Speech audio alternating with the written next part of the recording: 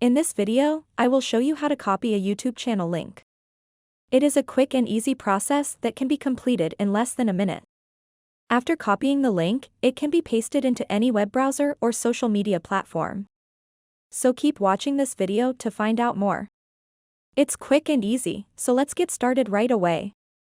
First, I will show you how to do this on your desktop or laptop, and then I will show you how to do this on your mobile device. What you want to do first is go to youtube.com and then you need to be signed into your account. So when you are on the YouTube homepage, click on your channel icon at the top right corner. And then you need to click on your channel. When you're on your channel, you'll see this link in the top URL bar. Simply click it, and once it's highlighted, click your right mouse button, and then click Copy.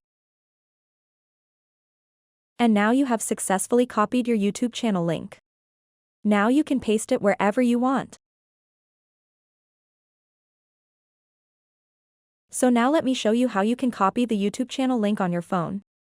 So let's go ahead and open up the YouTube app, and then tap on your channel icon at the top right of the screen. And then tap on your channel.